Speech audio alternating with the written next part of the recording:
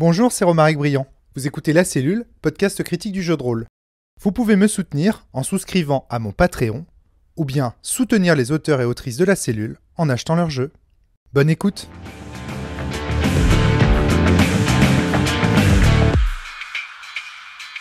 Bonjour à tous et à toutes, bienvenue sur le podcast hebdomadaire de La Cellule. Aujourd'hui avec Flavie Briand, Flavie, ça va la pêche? La pêche. La pêche. Nous sommes également avec Valentin T. Salut. Et avec Thibaut. Salut à tous. Et aujourd'hui, Thibaut, c'est toi qui va animer ce podcast. On a des tas de questions où tu vas nous présenter, en tout cas, un projet. Oh là là, je vois Valentin qui frétille avec sa liasse de feuilles. Un projet bien mystérieux. Arcana Naturae. Qu'est-ce que c'est, Thibaut, Arcana Naturae? Eh ben, Arcana Naturae, c'est les secrets de la nature. C'est ce que ça signifie en latin, c'est ça? Ouais. Et donc c'est un projet éditorial qu'on a lancé en 2019, mais le premier numéro est paru en 2020. C'est un projet qui a été lancé par Donato Verardi, qui est un camarade qui a fait sa thèse à peu près en même temps que moi, un camarade italien, et que j'accompagne depuis le début, parce que moi je suis secrétaire de rédaction, lui il est directeur de la revue, moi secrétaire de rédaction, et donc on est les deux forces vives pour monter cette revue, et puis à chaque fois on va diriger les appels, éditer les textes, alors justement, qu'est-ce que c'est qu'une revue déjà parce que les gens qui nous écoutent sont pas forcément universitaires. Exactement. Qu'est-ce que c'est qu'une revue? Effectivement, il faut recadrer un peu la chose. C'est pas elle, quoi. Non, voilà, ça je pense pas. Donc c'est on reviendra sur les enjeux stricto sensu, mais disons que c'est une revue académique. C'est très simple. C'est un magazine, on pourrait dire, enfin c'est un journal dans lequel on va trouver un certain nombre d'articles qui sont des articles académiques, c'est-à-dire écrits par des gens, alors qu'ils peuvent venir de différents horizons, mais qui vont respecter un certain nombre de critères de scientificité. Et chaque article, alors c'est ça qui va donner vraiment sa force et sa scientificité à la revue, va être, on appelle ça, relu en double aveugle. Donc on va avoir deux relecteurs qui sont anonymes et qui vont pouvoir donner, qui sont des experts du champ et qui vont pouvoir vraiment donner à l'auteur toutes les remarques, toutes les critiques, demander un certain nombre de précisions, de manière à ce qu'à chaque fois les articles soient, on pourrait dire, les mieux possibles, ou en tout cas satisfassent un certain nombre de critères, parce que même si ça nous arrive assez peu souvent, il peut nous arriver aussi de rejeter des articles qu'on trouve insuffisant sur le plan soit de l'apport théorique, de l'originalité, de ce que ça apporte par rapport au champ dans lequel on s'inscrit, ou bien parce que la méthode n'est pas suffisante, les données sont pas suffisamment étayées, etc. Donc on a un très gros critère de qualité, on pourrait dire, sur la revue.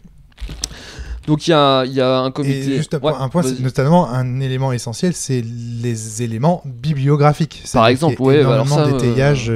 Voilà, alors tous ceux qui ont été reviewés par moi, s'il y a une phrase avec 100 notes de bas de page, là ça rien ne va et il faut absolument qu'on me démontre en tant que lecteur. Moi j'ai besoin qu'à chaque fois qu'un auteur affirme quelque chose, soit il le démontre en assemblant sa matière, mais à chaque fois qu'il va introduire un élément, à chaque fois qu'il va introduire une source, là j'ai besoin que ça soit très précis, parce que j'ai besoin d'aller vérifier, et d'ailleurs je me prive pas d'aller le faire pour vraiment voir si il n'y a pas d'erreur, s'il n'y a pas de faux sens, pour pouvoir revenir aux sources premières, pour toujours être dans ce contrôle et dans cette idée de dire, parce qu'après là on a un peu masqué le contenu, mais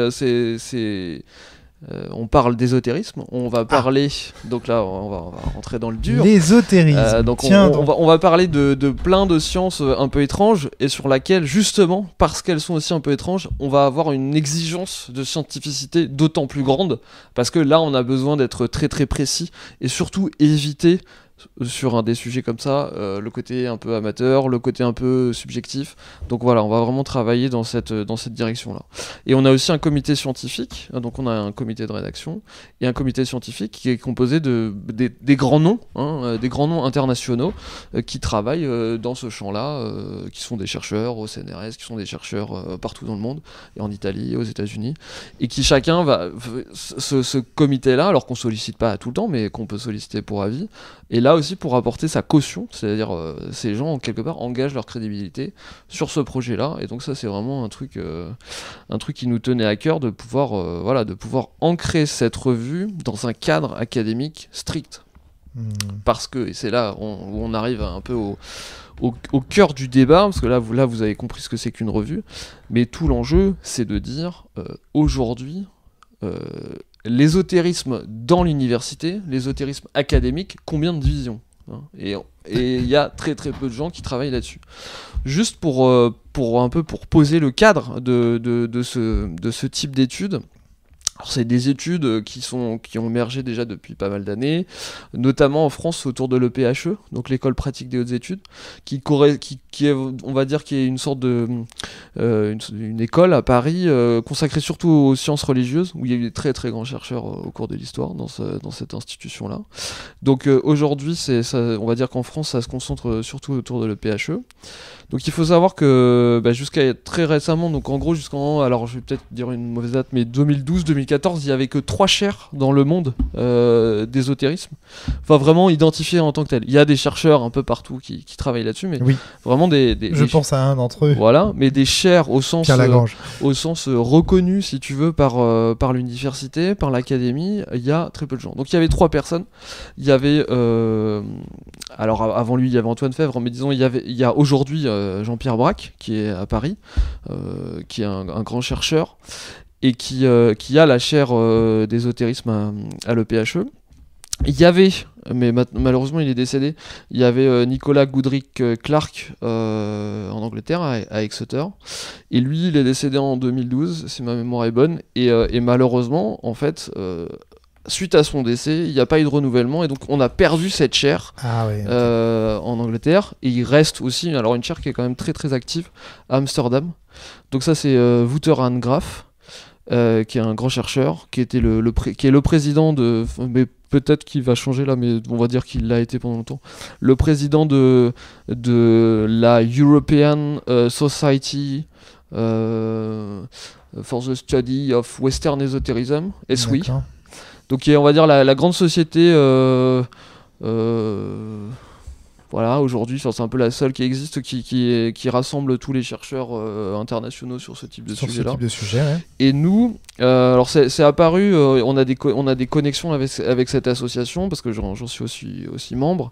Et donc dans les années, au moment globalement, on a lancé Arcana Naturae, c'est fondé à Paris. Sous le patronage de Jean-Pierre Braque, s'est fondé ce qu'on appelle le FRESO. Le FRESO, c'est l'association française pour l'étude académique des courants ésotériques. Donc là, l'idée c'est d'avoir... c'est l'association francophone, pardon, j'ai dû dire française. Oui, francophone. Francophone, c'est important. Et l'idée c'était de se dire... Même s'il n'y a pas forcément beaucoup de troupes, il y en a quand même pas mal au niveau international, parce que notamment dans les Nordiques, pas mal de gens qui travaillent sur ces sujets-là, en connexion avec les études religieuses. Et donc en France, on a un vrai problème. On a un vrai problème dans le rapport à l'ésotérisme. Je vais vous donner 2-3 exemples après. Alors juste rapidement, c'est quoi une chaire ? Parce que tu t'en as parlé tout à l'heure. En gros, on va dire, c'est une position de professeur. Mais qui est identifié, c'est-à-dire c'est vraiment cette idée de dire c'est pas un professeur d'université qui travaille quand il a le temps sur l'ésotérisme, il y en a beaucoup. Là c'est vraiment quelque chose d'identifié, c'est-à-dire il y a un poste de chercheur en ésotérisme identifié par l'institution et reconnu en tant que tel. Donc on a vraiment une reconnaissance institutionnelle, si tu veux. Avec des thésards éventuellement qui peuvent travailler avec des thésards sur des domaines. Jean-Pierre Braque a des thésards, là on en a vas-y. Ouais, souvent je crois, si je comprends bien, mais une chaire c'est censé être un peu reconduit, quoi. C'est-à-dire même si la personne va par la retraite, quoi, la chaire de bidule, quel que soit le domaine, on va essayer de trouver quelqu'un pour remplacer et prendre place. Donc en gros, ça donne aussi une certaine continuité, au champ académique. C'est ça, ouais. Ça donne une certaine garantie, quoi. Ouais. Tu peux continuer ton perso de Cthulhu, quoi. C'est ça. Mais surtout, tu sais que l'université, si par exemple tu travailles sur l'ésotérisme, tu sais qu'il y a une continuité dans cette université-là sur ce sujet-là, et que c'est pas dépendant d'une personne en particulier, mais si la personne décède, tu t'es bien inscrit à la bonne université pour étudier ce sujet-là, parce qu'il y a aussi un enjeu d'inscription des élèves à telle ou telle université. Et donc à l'EPHE, il y a eu Antoine Fèvre pendant très longtemps, qui est un monsieur très, très important, qui a posé un peu les bases, encore une fois, il n'est pas le seul, mais qui a posé un peu les bases de l'ésotérisme, de l'étude académique de l'ésotérisme en France. On pourra revenir un peu sur la définition qu'il donne. Mais donc aujourd'hui, voilà, son successeur, c'est Jean-Pierre Braque. Donc on espère, Jean-Pierre a encore, je pense, quelques années devant lui, mais on espère que ça sera reconduit et que justement... tu crains pour la reconduction de la chaire? Moi, je vois ça de loin et je souhaite tout le truc, mais il y a quand même une tension sur ce type de chaire aujourd'hui. Alors je sais que dans le domaine du jeu de rôle, tu tiens beaucoup avec ton frère Guillaume également à, on va dire, la dimension universitaire du jeu de rôle. Est-ce que pour l'ésotérisme, tu avais un petit peu aussi cette dimension-là dans la création de la revue, d'essayer d'asseoir en fait l'ésotérisme comme un champ de recherche, on va dire un peu durable dans... Est-ce qu'à un moment donné, tu n'as pas craint qu'avec toutes les personnes qui reprenaient en fait des champs d'ésotérisme dans le domaine civil et public, on va dire, pour parler en dehors de l'université, à des fins par exemple de création de cabinets naturopathes ou je ne sais quoi, tu n'as pas craint à un moment donné que l'ésotérisme devienne quelque chose de populaire, de l'ordre plus de la culture pop que de la culture intellectuelle? C'est pas une crainte, c'est un fait. Voilà.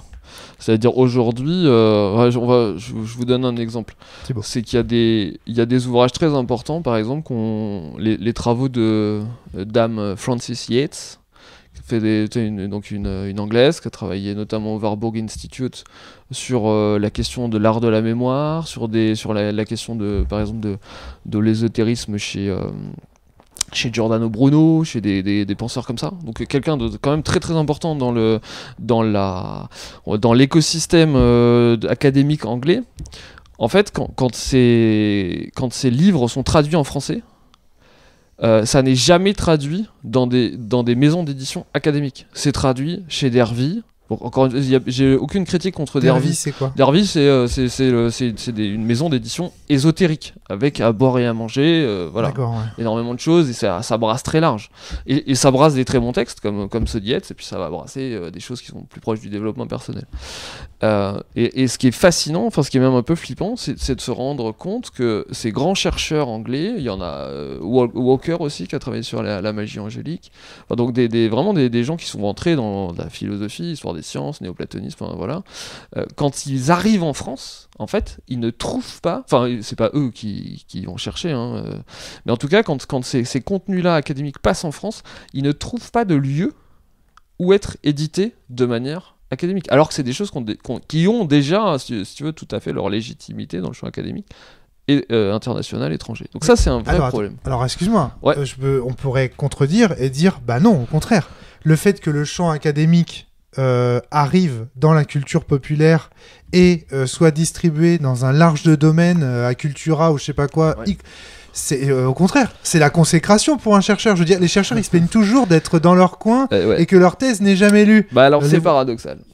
C'est-à-dire que là il y a un problème de court-circuit où en fait on a le problème, si tu veux, c'est qu'il y a une profanation, enfin pour le dire un peu vite, non mais j'emploie ça dans un terme très, il y a une profanation trop rapide. C'est-à-dire que là, le chercheur, si tu veux, encore une fois, il y a une sorte c'est deux mondes différents. C'est-à-dire là, il y a un texte académique important qui arrive directement dans une collection qui va être considérée, à tort ou à raison, quelque part, c'est pas mon sujet, mais disons, qui va être considérée. Alors le grand public il voit ça de très loin, mais disons par le monde académique francophone comme secondaire, comme inintéressante, comme dangereuse, comme problématique, etc., etc. Et donc en fait ces chercheurs, finalement ces travaux de recherche sont immédiatement neutralisés, enfin j'emploie ce terme là, en disant qu'ils perdent leur caractère académique en arrivant dans une maison d'édition qui ne l'est pas. On peut déplorer le fait, c'est-à-dire le contenu, c'est le contenu. Voilà, on est d'accord avec ça, tu vois.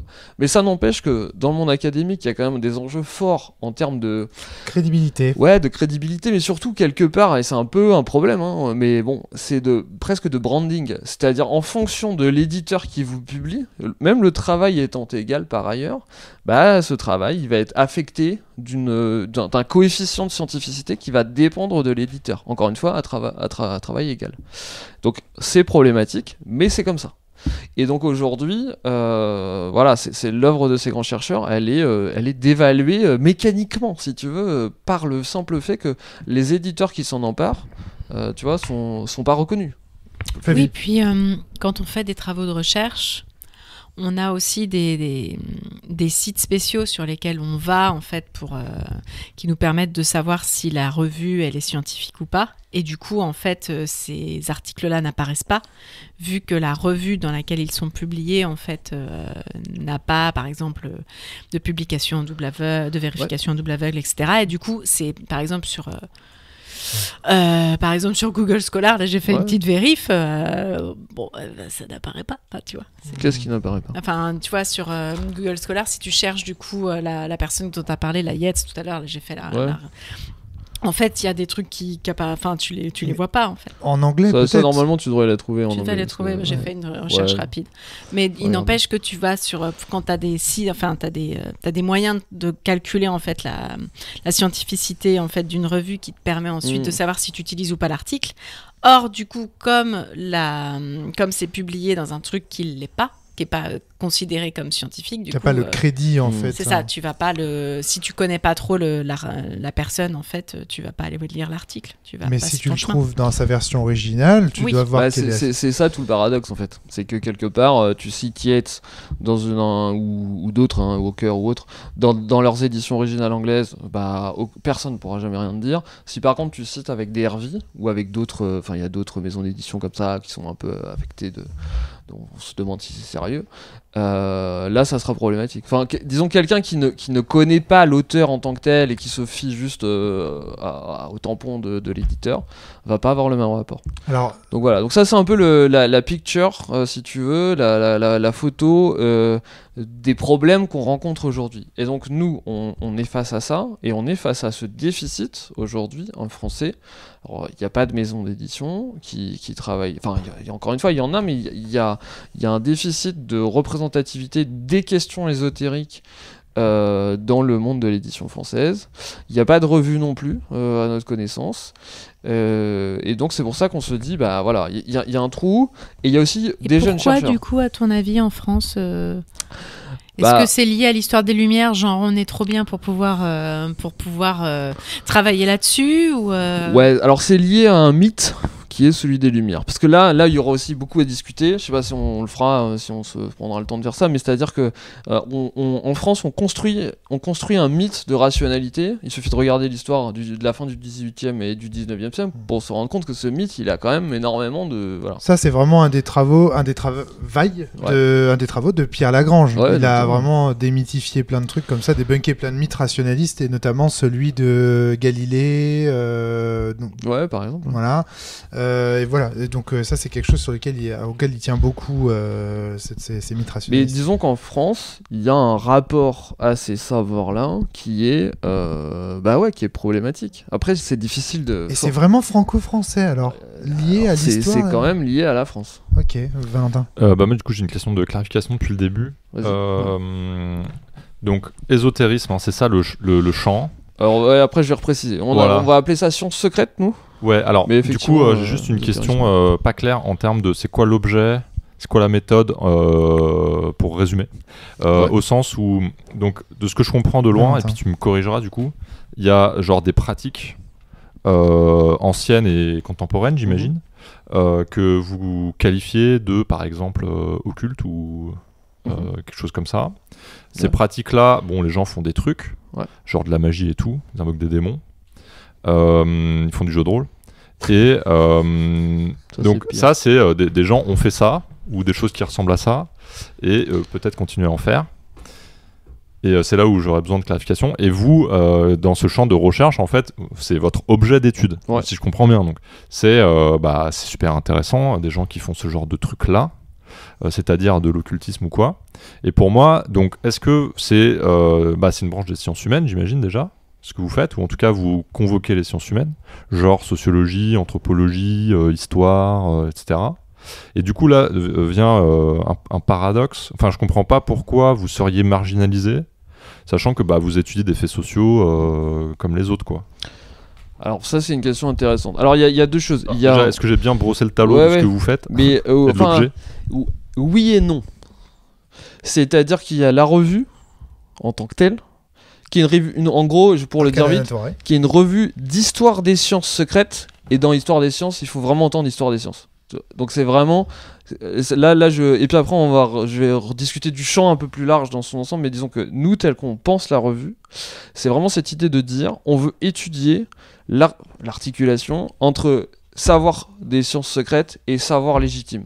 Et nous, ce qui nous intéresse, c'est les passages, les circulations, les tensions entre ces deux éléments-là. Et dans les différents numéros que vous pourrez lire, si ça vous intéresse, on a toujours essayé de travailler un peu dans cette direction-là, qui est, on va dire, celle d'une histoire des idées. Donc on est vraiment dans la notion historique et idée, ouais. Et alors moi je suis désolée, j'ai pas tout lu, mais j'ai beaucoup lu celui qui parlait des femmes, je sais plus comment il s'appelle. Science et magie au féminin. Science et magie au féminin, et là du coup on a pas mal de portraits de femmes qui sont décrits, qui sont des femmes en fait qui sont à la fois dans le passé qui faisaient une sorte de recherche de science et qui du coup basculaient d'un côté et de l'autre et qui du coup avaient une posture compliquée dans la société parce que du coup elles étaient à la fois en train de chercher des postures scientifiques, des réponses en fait, et qu'elles les ont cherchées des deux côtés en fait. Ouais. Et ça se retrouve beaucoup dans cet art. Alors, du coup, j'ai pas lu les autres, mais ça doit être un peu pareil.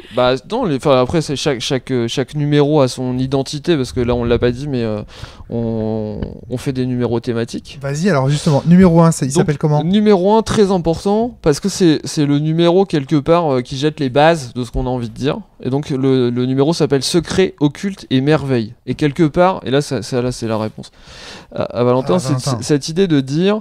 c'est quoi notre champ ? Notre champ, on le pense dans cette direction-là. C'est-à-dire, il y a du secret, il y a de l'occulte, il y a de la merveille.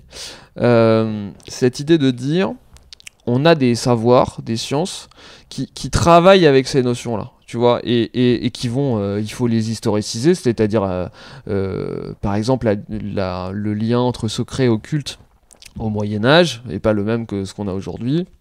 Et ça permet de comprendre, par exemple, on va dire par rapport au savoir, pour le dire un peu vite et peut-être en trahissant un peu Nicolas Veille-Parot qui a écrit un papier dedans sur cette question-là, mais en gros l'idée c'est de dire on a un savoir secret au sens médiéval, c'est-à-dire c'est des savoirs qui sont opaques mais qui peuvent être révélés, tu vois, les propriétés secrètes de la nature, c'est des choses finalement on peut aller chercher, versus l'occulte, qui est une division fonctionnelle, hein, mais qui est discutée historiographiquement, mais là je simplifie.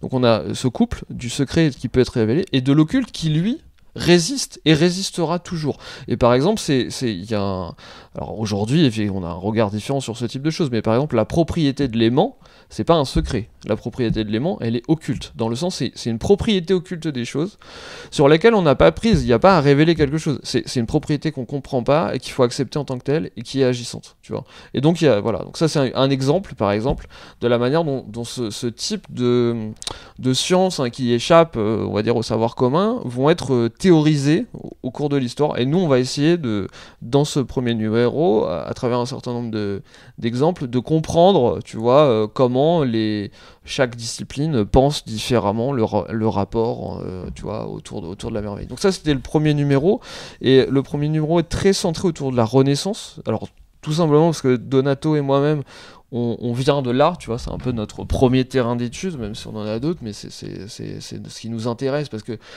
et puis du point de vue de la constitution des savoirs en Occident, c'est un moment très important, parce que c'est le moment en fait de bascule ou plutôt de passage entre les savoirs anciens avec une sorte de savoir à la fois très totalisant et en même temps où le secret occupe une place très importante et où on va se concentrer sur les choses étranges, les particularités, tout ce qui est rare, etc. Et donc on va dire la science de l'époque travaille dans cette direction-là. Et puis après, il y a les grands passages au XVIIe siècle, avec notamment Galilée, où on change un peu. Alors là, je vais simplifier à fort trait, mais c'est cette idée de dire tout d'un coup, on s'intéresse moins à la particularité au plus universel, au plus commun, et on va essayer de mettre de donner accès aux lois les plus, tu vois, du plus commun, Ouais. Tu vois, et ça c'est quand même un passage très important par rapport par exemple à quelqu'un que Donato et moi aimons bien, qui est Della Porta, Jean-Baptiste Della Porta, qui lui est le grand savant de la magie naturelle et qui va essayer d'investiguer en fait tous les phénomènes étranges de la nature et avoir, en plus c'est un grand savant qui apporte beaucoup de choses en optique, etc. Mais lui ce qui l'intéresse c'est une science qui est centrée sur l'effet qu'elle produit sur le spectateur, tu vois, et donc qui est un peu aussi lié à l'illusionnisme, à la magie. Donc tu vois, donc ça c'est vraiment cette idée de se dire à travers ces notions-là, finalement on peut refaire une histoire des sciences qui est un peu différente, qui intègre des paradigmes scientifiques qui aujourd'hui sont un peu marginalisés, même s'ils ont continué, tu vois, mais c'est cette idée de se dire quand même, il y a beaucoup à retrouver dans le rapport aux sciences. Donc ça c'était vraiment le premier numéro. Je suis désolé. Deuxième numéro, ça c'est c'est hyper intéressant, sois pas désolé Thibaut. C'est un numéro auquel je tiens beaucoup parce que là je l'ai vraiment dirigé moi-même avec beaucoup d'amour, et puis en plus c'est un numéro qui a survécu au Covid, c'est le numéro 2021, donc je peux vous dire que ce numéro il revient de très très loin parce que toutes les bibliothèques étaient bloquées, parce que la recherche s'est arrêtée quand même pendant 2 ans, et donc il revient de loin. Et dans ce numéro là, l'idée c'était de réfléchir sur mon sujet vraiment, qui était illusionnisme et magie. Donc c'est vraiment de se dire, là on sort un peu de l'histoire des sciences, même si c'est très proche, mais c'est de partir, alors je vais essayer de pas être trop long, c'est cette idée de dire, aujourd'hui, tout le monde a une idée de la magie au sens spectacle de magie, on sait ce que c'est qu'un spectacle de magie, etc. Prestidigitation. Parce qu'attention, voilà. Là tu t'adresses à des rôlistes. Exactement. La magie pour eux c'est pas la prestidigitation. Alors les rôlistes sont peut-être effectivement un bon public à qui s'adresser, parce que quand on parle à des magiciens, à des illusionnistes, à des prestidigitateurs, pour eux, il n'y a pas de différence. C'est-à-dire que dans la tête d'un prestidigitateur, magie égale illusionnisme, ils font de la magie, ils se disent magiciens, et ils ne problématisent pas la notion. Et moi, et ça c'est à la fois d'un point de vue de mon travail de recherche historique et de mon travail, on va dire, de praticien de l'illusionnisme, au sens où je collabore avec des illusionnistes pour les aider avec mon ami Antoine Leduc. On a fait un spectacle au musée de l'Armée là, il y a quelques jours, aux Invalides, où on a mis en scène une main de gloire, on a fait de la médiation culturelle autour de cet objet de sorcellerie. C'est quoi la main de gloire? Alors pardon. Donc t'expliques. Ouais, non, mais alors pardon pour la digression. La main de gloire, c'est alors là, trigger warning, c'est une main de pendu. Qu'on coupe. Il y a une préparation très très étrange qui permet de la transformer en ce qu'on appelle une main de gloire, c'est-à-dire une main momifiée sur laquelle il y a des bougies. Donc c'est des recettes de sorcellerie qui sont décrites depuis le XVIIe siècle, et on connaît des représentations depuis au moins le XVIe siècle. Et donc quand on allume les bougies qui sont au bout des doigts de cette main, ça permet aux voleurs de plonger une maison, de plonger tous les habitants d'une maison dans le sommeil, de les fasciner de manière à ce que les voleurs puissent piller les maisons en toute quiétude. Et ça, c'est un objet tout à fait maudit, tout à fait intéressant, et qui a été présenté... Qu'est-ce que c'est que ce truc? Cool objet magique pour ta partie de jeu de rôle là. Alors, c'est un objet qui apparaît dans une des campagnes, je crois, de l'appel de Cthulhu. J'ai plus en tête le nom de la campagne, mais effectivement c'est un objet qui apparaît dedans. Enfin bon, bref, je vais pas faire trop long, mais disons que moi, parce que j'ai mon versant artistique, il est vraiment concentré là-dessus. Il est vraiment concentré sur cette idée de dire l'illusionnisme n'est pas la magie, c'est-à-dire je refuse en fait de considérer ça comme un a priori. Et moi, ce qui m'intéresse, c'est comment l'illusionnisme peut devenir de la magie. C'est-à-dire comment, en fait, on va utiliser une forme artistique qui pratique l'illusion pour, en fait, renouer avec un certain nombre de traditions magiques, pour le coup, non illusionnistes, si tu veux, pour vraiment permettre à des spectateurs de vivre des expériences magiques, au sens fort. Tu vois, au sens vraiment, c'est pas un tour de carte, ah tiens, c'est bizarre comment il fait. C'est vraiment de se dire, on aide les gens à renouer avec des traditions magiques comme la main de gloire, et c'est le spectacle qu'on a fait. Donc, pardon de la digression, mais l'idée. J'aurais bien voulu voir ça. L'idée, en fait, et ce travail historique, il est là pour vraiment se dire, Mais alors, les rôlistes sont peut-être effectivement un bon public, comprennent intuitivement en fait la différence entre illusionnisme et magie, ce qui n'est pas le cas de tout le monde. Mais donc là, l'idée c'est de dire il faut problématiser l'assimilation entre les deux, qui n'est pas du tout évidente. Il faut réfléchir aux différents paradigmes, par exemple artistiques de l'illusionnisme. Et donc dans le numéro de la revue, alors c'est moi qui ouvrais le numéro parce qu'on a mis les articles en ordre chronologique, donc moi j'ai proposé une exploration en gros depuis, avec un petit élément sur l'Antiquité, mais disons l'illusionnisme entre le 10e siècle ou le 10-11e siècle jusqu'au 15e siècle, donc on est vraiment sur une période très ancienne, et là en essayant de comprendre en fait comment les tours de magie, ce qu'on appellerait aujourd'hui les tours de magie, vont être utilisés par exemple chez les grands penseurs de la scolastique. Enfin, en gros, c'est chez Guillaume d'Auvergne. Qu'est-ce que ça veut dire à la fois la magie naturelle, terme qu'il invente, et puis en même temps qu'il invente le terme de magie naturelle, il intègre la question des tours de passe-passe, de ce que lui appelle traiectiones, mais qu'on pourrait traduire par tour de passe-passe. Donc c'est un moment historique très très important vers 1240, au XIIIe siècle, et puis après ça passe un peu chez Roger Bacon, chez d'autres savants. Et donc quelque part c'est le premier acte de cette tension qui n'aura de cesse d'avoir lieu entre la magie naturelle, qui elle va plutôt utiliser les propriétés occultes des choses, et puis l'illusionnisme qui utilise des artifices on va dire un peu plus soit mécaniques, soit les mains, etc. Donc il y a cette tension en fait entre l'artifice et ce qu'on pourrait appeler la science, qui n'est pas une science encore une fois, mais qui est le secret actif, tu vois. Donc ça c'est ce que j'ai. Puis bon, il y a d'autres éléments dans l'article, mais en gros l'idée c'est de réfléchir là-dessus. Et puis après il y a d'autres contributions vraiment. Bon, j'adore ce numéro parce que on a par exemple ramené. J'ai une collègue tunisienne qui nous a offert un superbe papier parce qu'il y a très peu d'infos dessus sur l'illusionnisme dans le monde médiéval islamique. Donc ça c'est bon, précieux, quoi. Il existait un article que j'ai traduit à la fin d'un chercheur allemand qui avait un peu fait la première étude sur le sujet, mais qui était un peu resté lettre morte dans les années 70, et puis il n'y avait pas eu vraiment de continuateur qui avait travaillé là-dessus. Donc là il y a une chercheuse qui a permis de nous redonner en fait le répertoire des battleurs, des charlatans, des escamoteurs dans le monde islamique, avec un peu les expériences de physique amusantes qu'ils faisaient, etc. Donc ça c'est très précieux parce que ça nous aide à décentrer un peu le regard sur ces traditions-là. Le problème c'est qu'on est un peu prisonnier de notre regard occidental. Ouais, alors après si on travaillait bien et en profondeur, ça pourrait être intéressant. Faut juste pas rester piégé dans le 19e siècle occidental, parce que là, effectivement.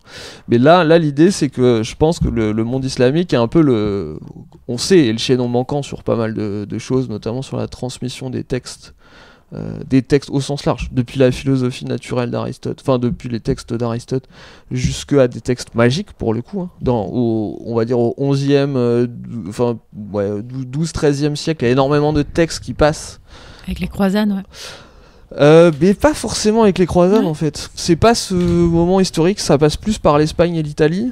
Donc, les croisades participent de la transmission des savoirs, mais c'est quand même pas, On a des traducteurs, par exemple, on a des traducteurs anglais qui vont venir en Espagne, traduire, repartir en Angleterre au XIIe siècle, tu vois.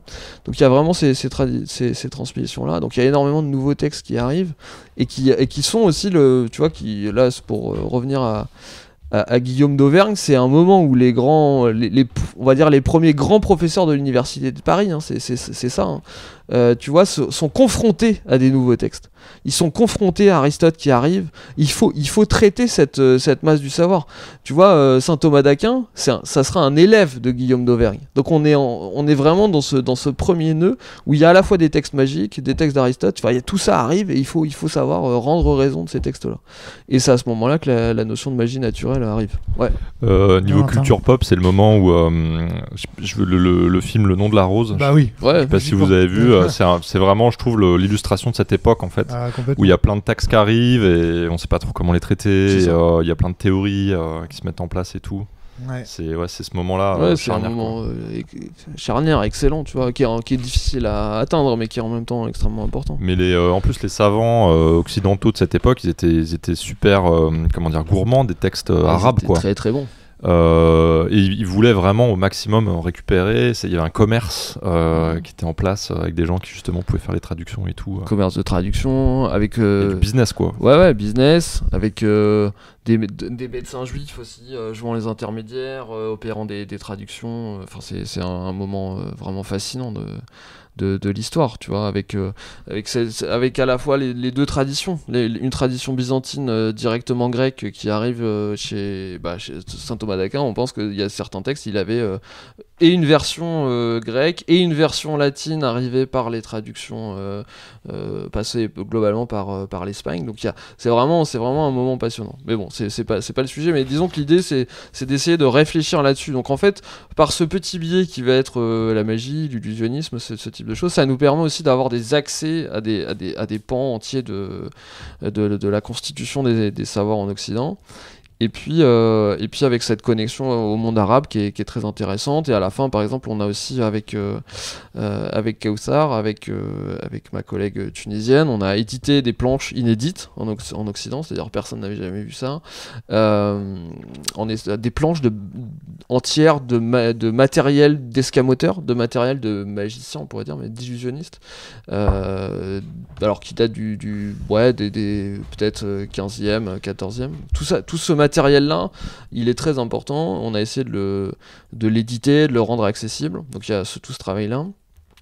Moi, j'ai aussi édité dans cet ouvrage des manuscrits qui contiennent les premières, à ma connaissance en tout cas, les premières descriptions en français de tours de magie. Tu vois, donc des manuscrits de la BNF, pareil, qu'on a rendu accessible pour la première fois. Donc entre les premiers manuscrits, je crois, sont du 14-15e siècle. Donc c'est quand même très très intéressant. Avec tout un tas de petits tours pour faire changer des fleurs de couleur. Enfin, on a des choses assez amusantes. Et puis d'autres éléments qui là, c'est-à-dire en reprenant, si tu veux, en étant aux prises avec cette longue histoire de l'illusionnisme, ça permet aussi de réfléchir, par exemple, à d'autres moments historiques, comme le XVIIIe siècle, où là, on a la grande vogue de la vulgarisation des sciences. Avec cette idée de dire il faut rendre les sciences intéressantes, il faut rendre les sciences spectaculaires, et donc à ce moment-là, Rabico, par exemple, il y a un article sur Rabico, il y a un article aussi sur d'autres vulgarisateurs des sciences et illusionnistes du XVIIIe siècle, où là c'est un autre rapport aux sciences qui se joue dans les théâtres ou dans des théâtres de sciences. Ouais. En t'écoutant, j'ai l'impression que tu nous fais l'histoire de la chimie amusante. Ouais, bah ça c'est mon data, ouais. C'est-à-dire que tu vois, dans le commerce aujourd'hui, chez Leclerc, partout, dans tous les commerces, tu peux trouver des petites boîtes, la chimie amusante, qui est censée être une initiation en fait pour les enfants ou pour les grands enfants, de petites expériences un peu spectaculaires qui te mettent en fait sous le nez, qui te rendent saillantes, évidentes en fait des phénomènes chimiques ou des réactions chimiques, etc., qui sont du coup surprenantes, qui suscitent l'émerveillement. On revient sur le mot de merveille, de merveilleux que tu disais tout à l'heure, et qui en fait est là pour nous faire la publicité de la démarche scientifique. Exactement. Mais c'est vraiment ça, c'est-à-dire que c'est, en tout cas dans ces années-là, même dès le début du XVIIe siècle, on a des premiers, les récréations, alors on appelle ça des récréations, mais ça veut dire la même chose, des récréations mathématiques, des récréations scientifiques. Donc ces premiers textes-là, ils ont pour objectif, avec un double sens qui est pas voulu, je pense qu'il est constitutif du mot, où on a l'idée de recréer et de récréer, tu vois, c'est ça, à la fois on recrée pour récréer, donc il y a tous ces enjeux-là, et c'est des professeurs de maths notamment qui encore une fois dès le XVIIe siècle, c'est quand même très vieux, ont des manuels avec il y a des tours de cartes qui permettent de mettre en scène des principes mathématiques, etc. Donc c'est vraiment une littérature fascinante. Moi qui me suis un peu renseigné sur le tarot dans le cadre de la création du Val des Étoiles, tu vois, justement le tarot, il y a une forte supputation que la création du tarot aurait été un outil pédagogique dont les dessins auraient été faits par Botticelli ou par des disciples de Botticelli en vue d'apprendre et d'enseigner la théorie politique et sentimentale de Platon. Alors il y a un superbe article de notre camarade Christophe Poncet. Ah bah d'accord. Donc dans le numéro 2, vous trouverez... Alors là, c'est un article consacré au Battler. Donc là, Christophe Poncet vient de sortir un livre sur ce qu'il appelle... alors en anglais, ça marche très bien parce que c'est The Tarot of Marsilio. Et là, toute l'astuce, effectivement, c'est à la fois le tarot de Marseille et c'est le tarot de Marcel, enfin de Marsil, Marsil Fissin. Donc, alors juste pour pareil, je suis désolé, là c'est le podcast digression, mais Marsil Fissin, qui c'est ? Marsil Fissin, c'est l'homme, pour le dire un peu vite, c'est l'homme qui introduit Platon en Occident. C'est l'homme par qui Platon revient. Il était déjà un peu là, etc. Mais disons qu'il y a au moment de la chute de Constantinople et puis dans ce moment de crise de Byzance, Byzance, Constantinople, il y a des savants qui vont venir en Italie et qui vont amener dans leurs valises des recueils entiers de textes de Platon qui n'étaient pas connus en fait en Occident au sens Occident latin. Et Marsil Fissin sera missionné en fait pour traduire ces textes-là en latin. Et à partir de là, ça va être la révolution, parce que Platon va faire son grand retour, le néoplatonisme va faire son grand retour. Et la thèse de Christophe Poncet, c'est effectivement de dire que le tarot de Marseille, de Marsil, porte en lui les enseignements du néoplatonisme, etc. Je crois bien que la source de l'information, enfin l'information de cette croyance que j'avais vient de Poncet. Donc, et Christophe a fait un documentaire il y a déjà longtemps sur Arte. C'est ce documentaire qui me servait de référence. Et Christophe en plus il vient de faire paraître un bouquin et puis donc c'est un mec très très sympa. Ouais. Donc c'est Adrien Cahuzac qui me l'avait conseillé. On l'avait regardé ensemble avec Flavie. Donc voilà un peu dans ce numéro. Bon, il y a deux trois autres trucs, mais pour pas être trop long, il y a donc sur l'illusionnisme, la manière de montrer histoire de la physique amusante, centralité de l'émerveillement dans le rapport aux sciences. Ouais. Voilà, ça c'est très important. Et puis voilà, et puis tout cet arrière-plan spectaculaire, tu vois, qui moi m'intéresse. Il y a un autre film, puisque tu citais c'est Le Prestige qui me vient tout de suite en tête, parce qu'il y a cette opposition justement entre la science d'une part, avec justement les études de Tesla et du premier magicien, et l'ancien illusionnisme. Et là on voit bien qu'en fait, l'impression que ça donne, c'est que si tu t'intéresses à l'illusionnisme, c'est parce que pour pouvoir créer des illusions, ils étaient obligés de travailler du coup cette magie naturelle, donc de réfléchir en fait à la science, ce qu'on pourrait appeler des sciences aujourd'hui, pour les exposer en fait à la population. Et cette population du coup s'y intéresse, et du coup c'est un peu le développement du coup de la pensée, d'un début de la pensée scientifique dans la population. En fait. Ouais. Ouais. Et d'une certaine forme de recherche de pédagogie aussi. C'est ce que j'allais venir. C'est-à-dire de rendre accessibles des éléments. C'est l'ancêtre de la main à la pâte.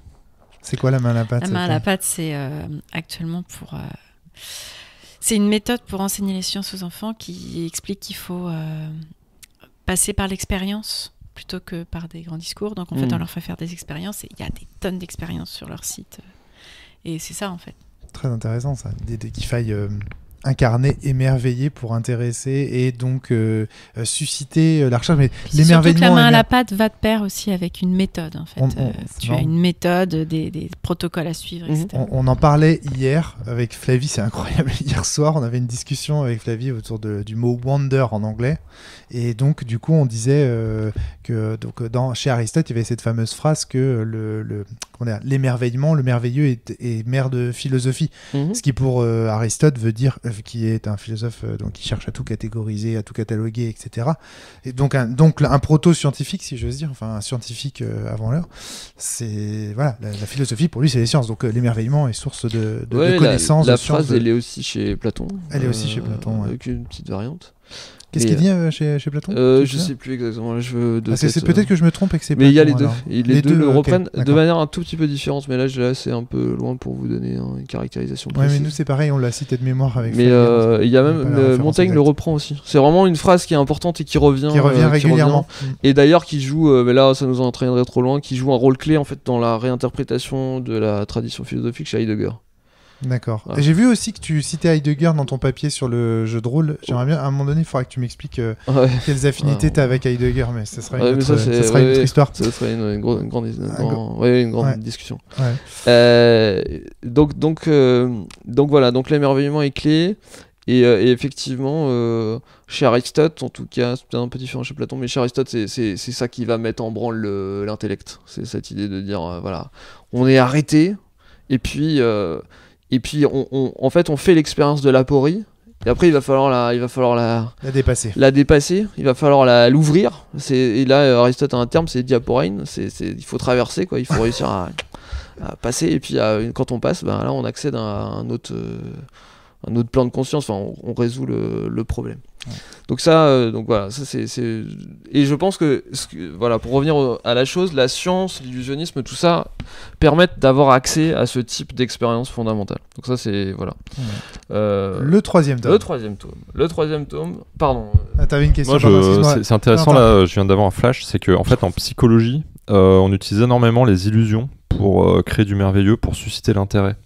Donc typiquement les illusions d'optique pour pouvoir dire vous voyez aux étudiants les choses que vous croyez fonctionner d'une certaine manière, en fait vous voyez bien que là votre présupposé peut pas être vrai, oui, c'est vrai que étant donné que là vous avez le sentiment que par exemple on montre des illusions quoi, et en fait ça fait se rendre compte de phénomènes dans la pédagogie, en psychologie, dans les ça met en crise la sensation, enfin le sensible. Ouais, et Descartes d'ailleurs, c'est son truc, hein. C'est vraiment Descartes, c'est sa base, quoi. C'est de dire mais en fait mes sens me trompent, et à travers les illusions d'optique, le bâton dans l'eau fendu, enfin il a plein d'exemples Descartes, et il dit voilà, si mes sens se trompent, il faut que si je peux plus me fier à mes sens, faut qu'on trouve autre chose, quoi. Ouais, c'est donc c'est marrant ça, en psychologie effectivement il y a ça. Ouais. Et en neurosciences, alors peut-être un peu moins aujourd'hui, mais je pense que si encore ça a été il y a 10 ans là, c'était très très utilisé. L'illusionnisme, il y a eu une mode très forte, notamment aux États-Unis, où ils ont réactivé, c'est très drôle, des travaux français de la fin du 19e, genre Binet. Et donc en fait ils ont repris les travaux de Binet et ils ont retravaillé, et ils ont vraiment travaillé sur la manière en fait dont on voit sans voir, par exemple. Donc ils ont combiné oculométrie et tour de magie pour essayer de comprendre en fait. C'est quoi l'oculométrie ? L'oculométrie, c'est tu suis les mouvements des yeux en fait. Comme ça, tu sais ce que les gens regardent. Okay. Et donc l'idée, c'était de savoir en fait, est-ce qu'il y a une corrélation entre le voir au sens l'œil est dessus, regarde, et en même temps est-ce qu'on perçoit, tu vois, cette dichotomie là. Donc il y a eu beaucoup de travaux. Il y a un bouquin qui s'appelle dont je vais oublier le nom là, mais je crois que il y a une histoire de lapin de Macnick. Donc voilà, si ça vous intéresse, je pourrais redonner la ref. Mais donc ça a vraiment consacré ça. Pardon. Ouais, ça me fait beaucoup penser à toutes les expériences que tu peux faire sur l'inhibition en fait. Par exemple, quand on montre une vidéo où on dit regardez bien le ballon. Ouais. Et t'as pas vu le gorille. T'as pas vu le gorille. Voilà, c'est exactement ça en fait. C'est tout ce qui est travail sur les fonctions cognitives, etc. Il y a 10 ans en fait. Et pourtant, il est là, et pourtant, tu es censé le voir. En fait. Et je l'avais pas vu. Non. donc voilà, donc c'est l'illusionnisme aujourd'hui utilisé en neurosciences. Donc numéro 3, occulte médecine. Donc là l'idée, alors là qui est un numéro qui a été dirigé par un docteur maintenant, mais de Jean-Pierre Braque, qui a fait sa thèse qui vient de publier un bouquin sur les médecines ésotériques. Donc là, tout l'enjeu pour lui, c'est vraiment de se dire, pendant très longtemps, médecine et ésotérisme ont été séparés, c'est-à-dire que c'était un peu, il fallait surtout pas les penser ensemble. Et donc là, le but, c'est de reprendre, encore une fois, de reprendre la main sur cette histoire complexe en montrant les liens, en fait, entre ces disciplines-là. Donc là après moi je suis pas un expert de cette approche, de cette discipline, mais disons que ça permet encore une fois de se dire il y a des articles sur la manière d'envisager le corps dans les traditions ésotériques, il y a des articles sur je sais plus exactement, mais il y a sur la radiesthésie, c'est-à-dire il y a un article qui a l'air incroyable sur un type début du 20e, eugéniste qui pratique le yoga, naturopathe et tout. Ouais. Un délire. Ouais, il y a au Mexique. Il y a eu beaucoup de ouais. En Allemagne aussi, il y a eu énormément d'hybridation assez étrange sur ce. Voilà. Et donc là, l'idée, encore une fois, c'est de faire de l'histoire. C'est-à-dire que et je pense que c'est un peu ça qu'on va toujours essayer de faire dans la revue, c'est que c'est des sujets qui sont, on pourrait dire un petit peu glissants, c'est des sujets compliqués, c'est des sujets où on est vite dans l'approximation, et donc là le but c'est là où c'est important d'avoir des comités de relecture pour vraiment vérifier que tout est sourcé, tout est précis, tout est historiquement validé. Il y a pas c'est pas des ouvrages qui sont prescriptifs, hein. L'idée c'est pas de donner les clés de la méthode de médecine ésotérique. Le but c'est vraiment de réfléchir en fait sur ces pratiques là, pour aussi casser un peu toutes ces fausses illusions, un peu l'illusion qu'on a toujours en fait sur beaucoup de pratiques en se disant ça a toujours été comme ça, c'est des choses le côté un peu cette fausse idée des grandes traditions transmises. Là ça permet vraiment d'historiciser chaque type de médecine, chaque cas, donc c'est un peu dans ce sens là qu'on a travaillé.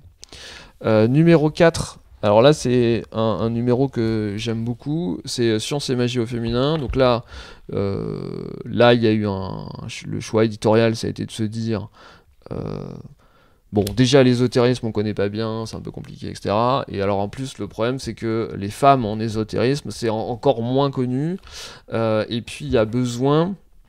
Là, le choix qui a été fait, c'est pas forcément des rôles modèles, parce qu'il n'y avait pas forcément cette idée d'avoir des modèles, mais c'est de se dire, on a envie d'incarner la chose. On a envie vraiment de donner des grands portraits. Enfin, c'est pas des portraits au sens, c'est pas des portraits biographiques. Il y a une partie biographique, mais à chaque fois, il y a des questions profondes, quoi. Mais par la biographie, l'idée, c'est d'aller chercher des questions épistémologiques. Et donc, il y a... Ouais, dans le journalisme, on parle d'incarnation. Ouais, voilà. Bah, c'est ça. Incarner, en incarner. fait. Ouais, c'est vraiment incarner les problématiques. Et donc, par exemple, va y avoir un travail sur Marie de Gournay, donc qui était l'éditrice de Montaigne, et puis qui avait un lien familial avec lui, sur la question de l'alchimie sceptique. C'est-à-dire, là, on est sur une sorte d'hybridation entre, on va dire, un savoir alchimique, un peu chimie, et puis en même temps des problématiques épistémologiques, parce que c'est aussi à travers ça, elle essaie de développer un rapport au monde spécifique avec une composante sceptique assez forte. Donc ça, par exemple, c'est le premier article.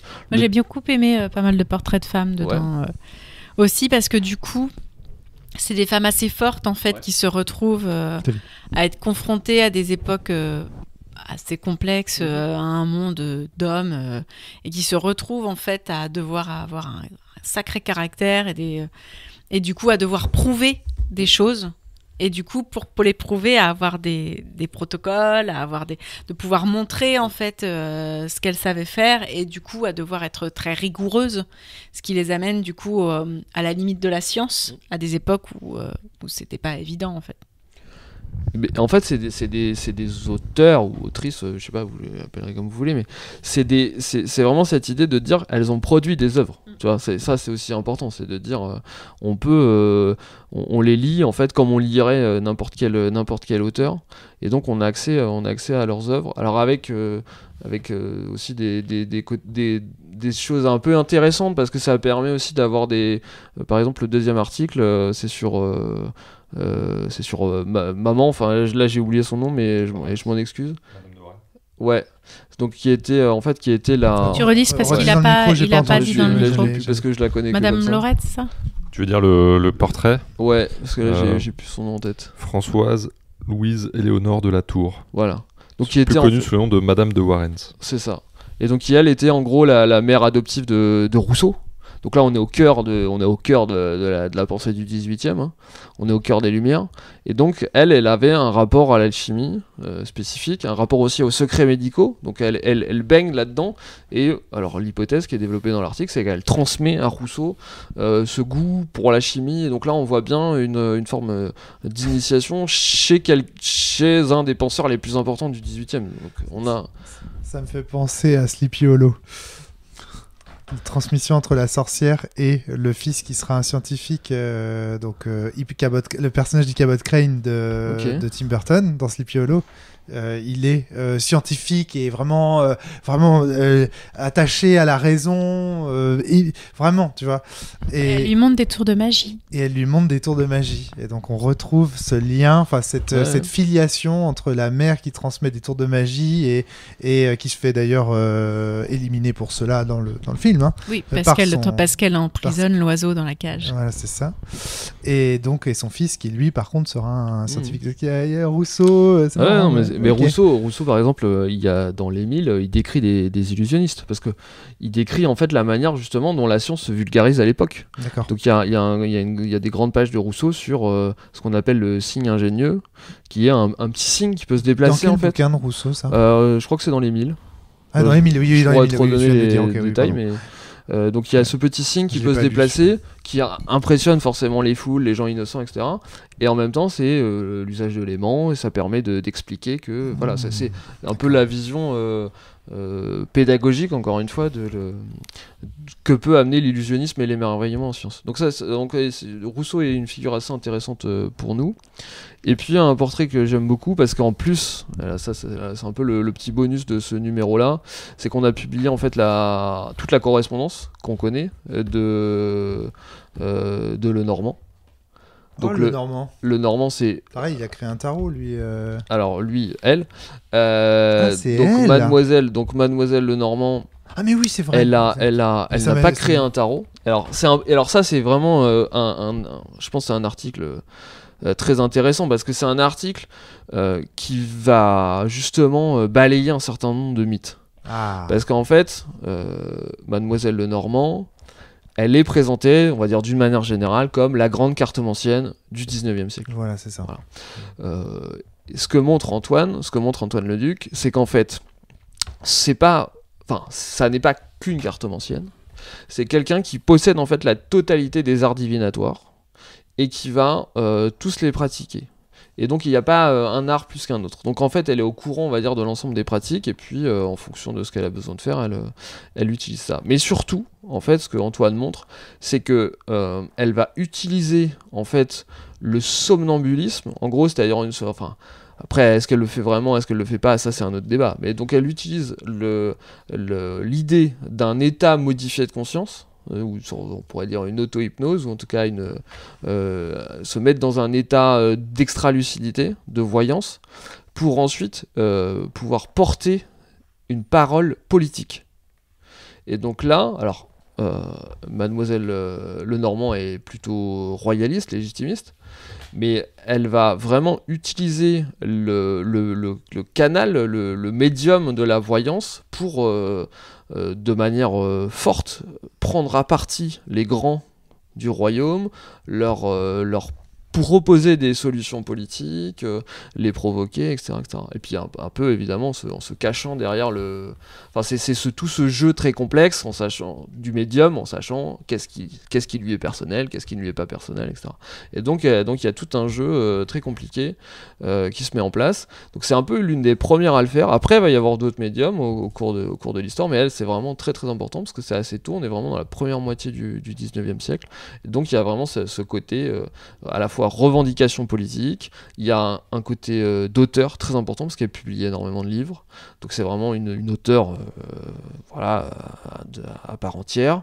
Et puis toute cette connexion, parce que là dans les rapports de police on va la voir en connexion avec toute la cour, avec tous les donc elle connaît quand même pas mal de choses, même si Antoine revient un peu sur sa fameuse connexion forte avec l'impératrice Joséphine, donc là où Antoine montre que c'est quand même sans doute moins important que ce qui a été en réalité. Le mythe, parce que le Normand a besoin de se montrer comme la confidente de l'impératrice, etc. Normal, il faut bien se vendre, tu vois. Et donc à la fin, on a édité, il y a 44 lettres. 44 lettres, donc pas toutes inédites, mais quasiment toutes inédites, où vraiment on peut la découvrir dans ses relations intimes avec un certain nombre de gens. Alors il y a des lettres plus intéressantes que d'autres, mais il y a notamment des lettres où elle va décrire les opérations magiques qu'il réalise pour Bagration, je crois, pour une comtesse. Et donc là, vraiment, on est vraiment au cœur du truc, quoi. Et c'est des documents qui sont tout à fait inédits, quoi. Donc là, ça donne vraiment un lien physique avec ce type de... Et quand c'est inédit comme ça, c'est quoi la source ?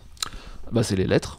Donc en fait, les lettres elles-mêmes, donc l'universitaire doit les faire porter à la Bibliothèque nationale de France, par exemple. Ah, non, il y en a beaucoup en collection privée. Enfin, il y en a dans les sources là, il y a Archives nationales, il y a différentes bibliothèques européennes qui conservent des fois une lettre, par exemple. Et elles sont authentifiées. Oui, elles sont authentifiées. L'écriture est caractéristique. Voilà, il y en a en collection privée, il y en a un certain nombre en collection privée. Il y en a. Faut les transcrire aussi. Parce que des fois c'est un peu illisible, quoi. Ouais, mais ça c'est le travail qui a été fait. Ouais. Donc il y a pourquoi un gros travail de c'est toujours illisible. Ça dépend l'écriture, ça dépend. Voilà, il y a des extraits qui sont reproduits. Alors tu parles dans les micros, hein, parce même mon grand-père, j'ai du mal à le relire. Non, ça va, il écrit bien. Ce qui est assez marrant, c'est qu'en fait, en fonction de savoir à qui elle écrit, si elle écrit, vache, elle écrit super quand bien. elle écrit à sa bonne, c'est pas du tout lisible. Et par contre, quand elle écrit, là, je sais pas laquelle vous regardez, mais quand elle écrit au roi, bah là, effectivement, c'est très lisible parce que tu vois, il y a tout ça, quoi. Donc, ça permet de découvrir aussi un peu l'arrière-plan de les augures sont toujours plus clairs pour l'impératrice. Exactement. Et puis, il y a aussi un bon papier de Stéphanie Peel sur justement ce qu'elle a appelé les féministes. Ça c'est une petite, il y a un petit jeu de mots d'ailleurs, les faits plus loin ministes. donc là Stéphanie évoque 3 figures de la fin du 19e siècle en montrant justement comment chacune de ces femmes, avec des différences assez importantes entre elles, mais vont traiter la question de la nature, vont traiter la question de la surnature, et vont vraiment, en tant que à la fois journaliste, médium, tu vois, vont se situer dans un cadre de la fin de siècle, tu vois. Donc c'est tout ça. Voilà. J'ai un ami qui s'appelle, enfin un pote, une connaissance qui s'appelle Laurence Rasson, qui avait participé à certains de podcasts de la cellule, et son épouse s'appelle Caroline Duban, et elle a écrit un livre qui s'appelle L'Homélie des sorcières. Et dans le même exactement, je sais, en plus c'est vieux, l'Homélie des sorcières, je sais plus quand ça date, mais voilà quoi, pour réhabiliter en fait la figure de la sorcière comme étant en fait une femme forte de son temps, on va dire, parce que avec des engagements politiques qui sont marginaux, avec des engagements scientifiques qui sont marginaux, etc., etc. Et ça me fait beaucoup penser à son travail aussi. Voilà. Donc la collection c'est fini là, j'ai tous les livres. Hein. Alors, j'ai tous les livres. T'as tous les livres qui sont sortis. Donc là, je viens d'envoyer à l'impression le numéro 5. Qui sera consacré à science, art et magie. Donc on a un article sur le tarot, un article sur les jardins de Bomarzo, le parc des monstres en Italie, avec tout un tas de sculptures fantastiques, un jardin qui date du milieu du XVIe siècle. C'est une exclue la cellule, là, t'es en train de nous faire un teaser. Bah oui, après, voilà, ça va bientôt paraître. Mais, d'accord. Donc là, l'idée, c'était de traiter l'art, de traiter, on va dire, la manière dont l'art peut porter des contenus qui ne sont pas dans les textes. Tu vois, c'était ça qui nous intéressait. C'était de nous dire, ça m'intéresse on est beaucoup. tous centrés sur des textes, parce que c'est plus simple, parce que le sens est univoque, enfin, plus ou moins. Et donc la question, c'est comment l'art interagit. Et donc voilà, donc on a un article sur le tarot. Et puis l'art peut transmettre aussi. Exactement. Ça m'intéresse beaucoup. Donc ça, c'est le prochain numéro. Alors, est-ce que vous avez des remarques, les Valentin, Flavie? Ouais, moi j'ai. Ouais, non, moi je trouve ça fascinant, c'est trop bien. Je feuilletais pendant que donc les auditeurs ont pas pu voir, mais je feuilletais tous les livres pendant l'explication. Bah, c'est fascinant, ça donne envie de lire en détail, de se plonger, c'est trop bien. Hein. De regarder, ouais, de d'accord. fouiller, c'est ça, ouais. Ouais, c'est trop génial. Pour moi, en avoir lu, du coup. Moi, ce que j'aime bien, mais en plus, moi, il s'avère que j'adore la Renaissance, voilà, et le Moyen-Âge. Donc, moi, d'un point de vue esthétique, du coup, j'y retrouve beaucoup de choses. Je me suis jamais cachée. En plus, moi, j'adore tout l'esthétique de la ritualisation de la sorcellerie, la magie, tout ça. Et du coup, moi, ça me fait plaisir aussi moi, ce que montrent les livres et qui me fait plaisir, c'est souvent en fait quand tu dis que tu que tu es intéressé par la sorcellerie, etc., les gens disent « Ah bah du coup, tu crois pas à la science ». Comme s'il y avait une dichotomie complète qui faisait que si tu croyais à ça, tu croyais pas à l'autre, en fait. Et ce que j'aime dans ces livres, c'est qu'on voit bien qu'il y a des ponts, en fait, et que c'est pas parce que tu vas croire à la science que tu peux pas croire à la sorcellerie et vice-versa. Ouais. Et qu'en plus, il y a des esthétiques vraiment communs. Et en fait, moi, je crois vraiment à la recherche de l'esthétique dans la vie de chacun. Et que la majorité des croyances qu'on a, en fait, sont liées aux esthétiques qui nous touchent. Et ce que montrent, en fait, ces livres, c'est que la science et tous les contenus ésotériques ont un esthétique commun qui montre pour moi en fait que si tu crois à l'un, bah, tu crois aussi à l'autre. Est-ce que la question même de la croyance est encore pertinente ? Ouais, mais je ne crois pas non plus. Mais voilà, c'est juste, je pense que l'un ne va pas sans l'autre en fait, et c'est ce que ces livres montrent, et que c'est pas, et qu'il y a un vrai esthétique autour qui est très intéressant. Il y a une réconciliation en fait entre les deux champs. Ces livres essayent de réouvrir la question, tu vois, alors, ce que moi j'appelle la circulation des savoirs, c'est un peu facile, mais cette idée de dire il n'y a pas deux traditions qui se parlent pas depuis le début. En fait, ça ne cesse de s'hybrider. Et ça veut pas dire que c'est la même chose. Ça, tu vois, c'est un peu la thèse de Pierre Lagrange, que j'aime bien, qui est de dire ça veut pas dire que les régimes de savoir sont les mêmes. Mais ça veut dire, et nous on montre les hybridations de manière peut-être encore un peu plus nette, parce qu'on montre vraiment, on travaille à cette surface, à cette frontière poreuse entre les deux. Mais l'idée c'est quand même de dire, ça veut pas dire que c'est la même chose, mais voilà, ça se touche, ça fonctionne ensemble. Et tu vois, donc dans les prochains numéros, il y a celui qui va apparaître là, il y a l'appel à texte qui a été fait sur la mémoire, enfin les arts de la mémoire et les arts du secret, donc là qui paraîtra l'an prochain. Et puis là on vient de lancer hier l'appel à texte du numéro, donc que je dis pas de bêtises, de numéro 2026. Et le numéro de 2026, il est sur l'alchimie entre science et magie. Et là on est vraiment au centre du débat quoi. Ouais, et cette idée de dire, donc qui est dirigé, avec un numéro qui sera dirigé par deux chercheurs en alchimie. Et là, l'idée, c'est d'essayer de comprendre, en fait, comment a émergé la légende noire de l'alchimie. C'est cette idée. Alors là, le numéro n'est pas encore fait, donc je peux pas vous répondre. Je peux pas répondre à la question, mais il faut la poser. Déjà, c'est le premier pas. C'est de dire, finalement... Qu'est-ce que tu appelles la légende noire de l'alchimie ? Bah ça, c'est nos camarades qui ont écrit l'article, mais l'idée, c'est de dire l'alchimie est une science qui est assimilée à la magie, qui est une science un peu bizarre, un peu néfaste, qui ne comporte pas d'éléments scientifiques, c'est des dingos, etc. etc. Ça, c'est la légende noire de l'alchimie. Et tout l'enjeu de cet appel à texte, alors on n'a pas encore reçu des propositions, on vient de le lancer, avis aux chercheurs, mais l'idée, c'est dans les grands axes qu'on propose, c'est d'essayer de comprendre, en fait, d'où l'alchimie vient. En gros, je pense, alors là, pareil, hypothèse, mais disons qu'il y a trois matrices qui va essayer de falloir démêler les fils. Il y a une matrice qui va être, on pourrait appeler scientifique, pré-scientifique si on veut. Il y a une matrice qui est spirituelle, et il y a une matrice qui, elle, pour le coup, est effectivement peut-être magique. Et donc il y a un peu, l'alchimie est toujours un peu prise historiquement, depuis l'Antiquité, la relecture par les penseurs arabes, enfin tout ça, donc cette grande histoire.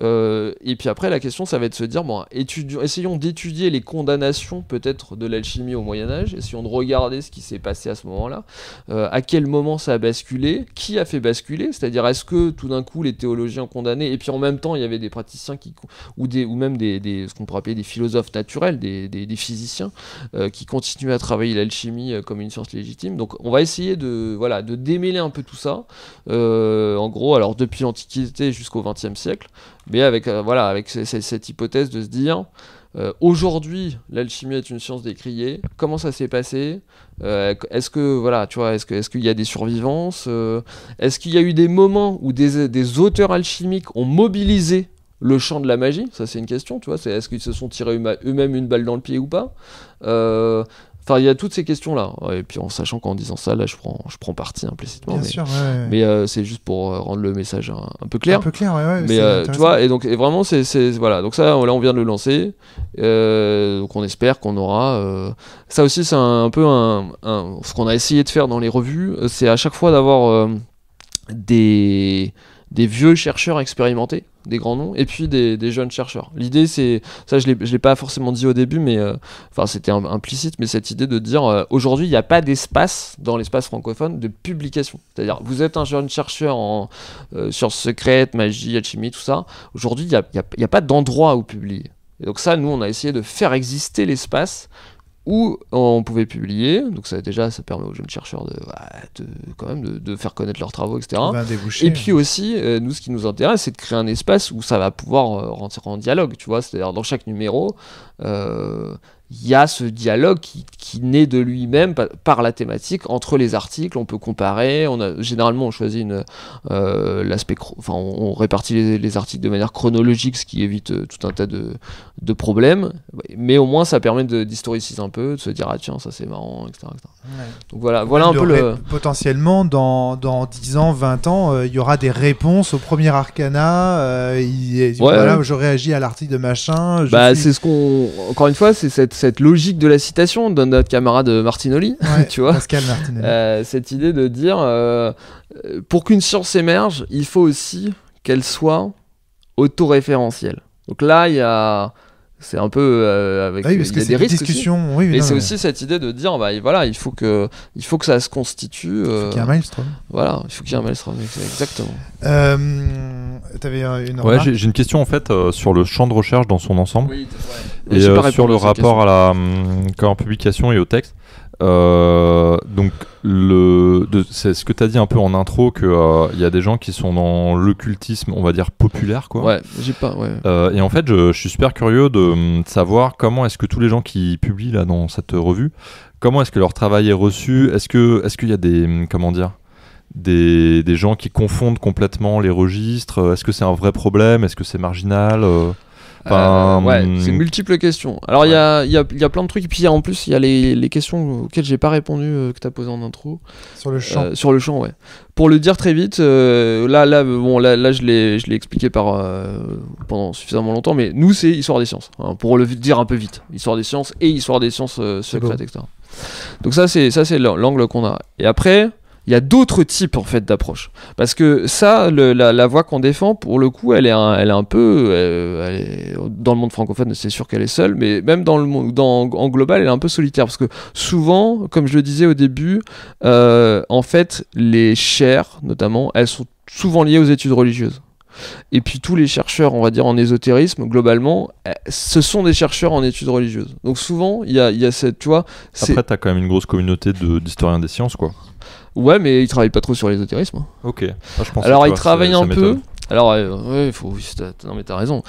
Par exemple, tu vois, il y a un groupe de chercheurs à Paris qui travaillent, là c'est plutôt des chercheurs en médecine, qui vont travailler sur le magnétisme, mesmérisme, somnambulisme, donc ça très intéressant, qui a un sujet pas très connu et ultra intéressant, en gros qui va couvrir fin 18e, c'est ce qu'on disait tout à l'heure, 19e siècle, et c'est ce moment d'hybridation, c'est pas d'hybridation, c'est un moment historique très intéressant qui va donner lieu ensuite à l'hypnose, au spiritisme, à beaucoup de choses, à un rapport autre au corps, c'est les théories fluidiques, etc.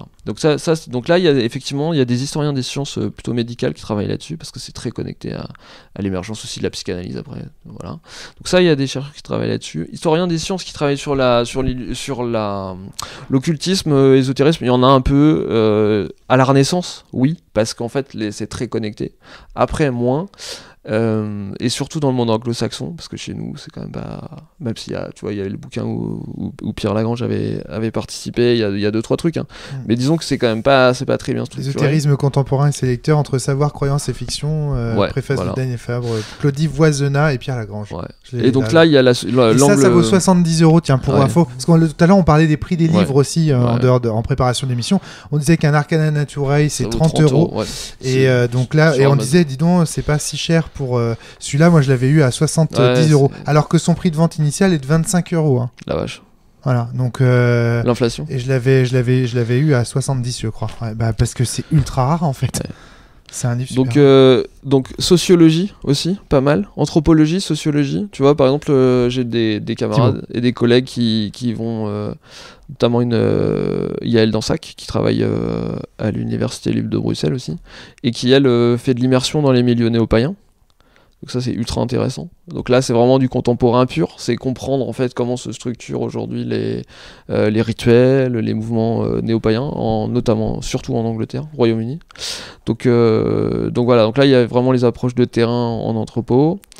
Et puis après, le gros des troupes, ça va être pas mal de... Par exemple, chez Wouter and Graf, il y a... c'est marrant parce que l'ésotérisme académique réfléchit beaucoup sur lui-même aussi, tu vois, cette idée de dire on a besoin de produire des livres sur la question de l'ésotérisme dans le monde académique. Donc il y a des livres qui sortent un peu en plein... Parce que là... Je sais pas exactement, mais je pense qu'ils ont peut-être 50 ans, ils commencent à avoir, tu vois, un peu de retour, même s'il y a peu de gens. Voilà. Un peu de réflexivité, quoi. Tu vois, pour avoir de la réflexivité sur le champ. Montrer les questions émergentes, par la place des femmes, ce type de choses dans ce type d'études. Donc tout ça, c'est des questions émergentes. Il y a des bouquins qui sortent, monde anglo-saxon à chaque fois. Tu vois, New Approaches for Esoteric Studies, etc. Ce type de titres qui émergent aujourd'hui Et puis, donc voilà les grandes lignes. Et puis après, il y a pas mal de réflexions sur hermétisme, tu vois, avec cette idée de réfléchir aux traditions hermétiques. Ça, Wouter and Graf travaille un peu là-dessus, avec cette idée d'être dans une approche, tu vois, de questionner tout le côté comment ça transmet, comment on interprète, tu vois, parce que l'hermétisme c'est aussi une grande école de l'herméneutique, tu vois, parce qu'à chaque fois tu as des textes qui sont normalement cryptés, enfin tu vois, c'est pas forcément ce que nous on travaille, mais disons que ça peut être une des composantes importantes de se dire il y a des traditions un peu secrètes, des textes cryptés qu'il faut décrypter, donc il faut apprendre à lire ces textes-là. Tu vois, donc ça c'est un champ, je pense que c'est un champ de recherche. Et puis après il y a aussi des gens, par exemple un auteur important qui s'appelle Partridge, qui va travailler lui sur toutes les dimensions contre-culturelles, tu vois. Et là on est plutôt sur de la sociologie ou de l'histoire à court terme, sur la grande bascule des années 60-70 que Pierre Lagrange évoquait aussi. Ouais. Alors après Pierre Lagrange en France, Partridge plutôt dans le monde anglo-saxon. Et avec des phénomènes extrêmement intéressants sur lesquels j'ai un peu travaillé, comme par exemple l'émergence de la Wicca dans les années 50. Tu vois, donc on a une religion mondiale qui naît comme ça en quelques années. Enfin, tu vois, tout un tas de phénomènes liés à la contre-culture, les ovnis. Enfin, tu vois, la manière dont terme important que Partridge a posé, enfin, c'est pas lui qui l'a posé, mais disons que c'est lui qui l'a popularisé, c'est la notion d'occulture. C'est cette idée de dire, les cultures enfin, il y a une contre-culture ésotérique ou occultiste finalement, mais qui fait culture, c'est-à-dire et qui va rassembler de manière un peu bizarre et un peu hétérogène tout un tas de champs, l'astrologie, les ovnis, les spiritualités, tu vois, de l'Est, enfin au sens bouddhisme. Le jeu de rôle, c'est pas un peu ça ? Alors je pense que le jeu de rôle il peut se connecter. C'est un truc d'ingénieur scientiste, le jeu de rôle. Non, bah non, sociologiquement, je veux dire. Ok, oui, peut-être. Oui, t'as raison, sociologiquement, plus t'as raison. Mais tu vois, dans l'état d'esprit... c'est des films, tu vois. Voilà. Ça, c'est Néphilim. Voilà. Néphilim, c'est l'occulture dans le jeu. Même l'occultisme, quoi. Même Cthulhu, hein. L'occulture, là, il y a une vraie question. Oui, c'est joué à l'occulture, t'as raison. C'est un peu joué avec ça. Il y a une vraie question sur la contre-culture et son degré d'ironie par rapport à ce qu'elle pratique, tu vois. Ça, c'est un peu... C'est ouvert, hein, mais... Ouais. Je peux te jurer qu'il n'y a pas ce recul-là des joueurs de Néphilim, hein. Pour en connaître certains, encore moins de sens. Hein. Alors là, parce que là, le jeu veut pas de recul, donc... Tu vois, alors que Néphilim, il y avait quand même un côté lisez le pendule de Foucault à la fin du livre, quoi. Enfin, il y avait un côté, je crois que le livre lui-même, je crois que le jeu lui-même invitait à le faire. Enfin, je sais pas, Yann Sully l'a fait en tout cas. Mais ça dépend quelle édition. D'accord, ok. Mais voilà, tu vois, oui, non, mais c'est important. Du jeu de rôle, je suis désolée, mais non, mais ça, c'est très intéressant. Donc voilà un peu, j'espère avoir répondu à le paysage en tout cas, je trouvais fascinant, beaucoup plus clair, c'est très intéressant. Moi, j'ai une question, mais alors je sais pas si elle est à côté de la plaque ou pas. Je trouve qu'il y a une tension dans ce travail de ouf, qui est de dire je veux réhabiliter le champ de l'occultisme et de l'ésotérisme comme en gros, un élément de la controverse scientifique d'une façon générale. Ouais. Voilà. Mais en même temps, dans sa publication, je souhaite faire des papiers universitaires avec un critère de scientificité très moderne et universitaire moderne. Et j'ai un regard un peu... je lâche le mot, un peu méprisant. À l'encontre des gens qui aujourd'hui sont considérés comme des zinzins dans les bibliothèques chez Cultura. Il y a un truc un peu bizarre, non ? Il n'y a pas une tension là ? Parce que c'est-à-dire que tu fais en fait aujourd'hui, en créant en fait un espèce de grand partage entre d'un côté des revues scientifiques étayées par des pairs à double lecture, etc., à double aveugle, en lecture en double aveugle, pardon, et une espèce de séparation avec les gens qui font de l'ésotérisme zinzin aujourd'hui. Est-ce que cette espèce de partage-là, c'est pas précisément celui que tu cherches à condamner pour le passé ? Est-ce que tu vois ce que je veux dire ? Non, mais c'est une très bonne question. Est-ce qu'il n'y a pas une petite tension là, monsieur ? Et toc. Non, mais après, je sais pas s'il faut que je te dise un oui franc et massif ou s'il faut que je réfléchisse. En fait, il faut reprendre le problème, c'est-à-dire, faut pas se tromper. Tu vois, je voudrais pas dire de bêtises. Est-ce qu'il y a une tension ? Oui. Oui. Est-ce que c'est... En fait, le problème, c'est que c'est pas exclusif. Dans le sens où, nous, la revue qu'on produit... Alors, il y a plusieurs éléments. Effectivement, la structure de la revue, ça, on en avait discuté rapidement avant, mais effectivement, elle neutralise les contenus. Ça, c'est un vrai alors truc. Ça, il faut que tu nous parles de ça. Mais, en même temps... c'est un mouvement très intéressant, parce que... là, je sais pas si je vais réussir parce que je sais pas si c'est clair dans ma tête. J'adore faire ça. C'est-à-dire que je pose les questions les plus chiantes à minuit. Oui, mais c'est pas grave. C'est pas grave. C'est ce qu'il faut. C'est le mot. C'est ça. Un scientifique à chercher, c'est ça. Comme ça, tu es dans un état un peu transformé de conscience et c'est ça qui va sortir. D'habitude, on les fait boire. C'est l'heure fatidique où il faut tout jouer là, tu vois. Il y a un truc pour te venir en aide. Non, mais... à mon avis, il y a un élément de réponse que tu as donné, c'est que c'est déjà, je pense, problématisé, notamment par des gens qui font de la sociologie dans ton champ, de ce que tu as dit, qui sont réflexifs. Mais nous, on fait de l'histoire, là. Oui, bien sûr, mais ce que je veux dire, ça change. Ouais, mais... Et en même temps, face aux matériaux de l'ésotérisme lui-même, l'histoire, c'est toujours très important. Et alors là, tu vois, je veux pas me perdre et je veux pas surtout pas éviter ta question. Plusieurs éléments de réponse. Je dis qu'à la fois ça rend les contenus. Alors ça, il faut que tu expliques. Qu'est-ce que ça veut dire Qu'est-ce que ça veut dire que la revue neutralise les contenus ? Ça, c'est une hypothèse que je fais. Et je pense qu'évidemment, les gens seraient pas forcément d'accord avec ce que je veux dire. Je pense que en fait, notre travail historique, il fait deux choses. À la fois, il va rendre les contenus vachement précis, accessibles, tu vois, tout est extrêmement sourcé et tout. Mais du point de vue de quelqu'un qui viendrait chercher un enseignement ésotérique dans la revue, il le trouverait pas. Et c'est ça que j'appelle neutraliser les contenus. Au sens où la gnose, au sens la connaissance transformatrice, elle est pas dedans. Oui, mais il y a les bibliographies, tu peux aller voir. Ah oui, là, tu pourrais le trouver, ton contenu. Effectivement, mais justement, tu vois, nous, on a des chercheurs qui sont des chercheurs en histoire des idées. Et quelque part, c'est un peu, si j'étais taquin, mais c'est pas du tout contre toi pour une fois, c'est de dire c'est la différence entre histoire de la philosophie et philosophie. Nous, on fait de l'histoire de la philosophie, de l'histoire des idées. C'est-à-dire que notre rapport au contenu, là, il est mis à distance et il est historicisé. Et quand tu historicises des contenus, quelque part, tu les mets en tension, tu vois. Attention à ton micro parce que là, t'es en train de t'éloigner. Il y a des tu vois, par exemple, il y a des travaux aussi de Blumenberg sur l'historicisation des métaphores tu vois, au cours de l'histoire, où Blumenberg explique que dès que tu as pris conscience, en fait, par exemple, que le rapport à la vérité, il était toujours médié par des métaphores, etc. En fait, dès que tu as pris conscience de ça, tu peux plus utiliser la métaphore dans son plein potentiel de rapport au monde, de rapport à la vérité. Et Blumenberg montrait que chaque époque avait finalement une grande métaphore pour accéder à la vérité. Enfin, tu vois, ce type de choses.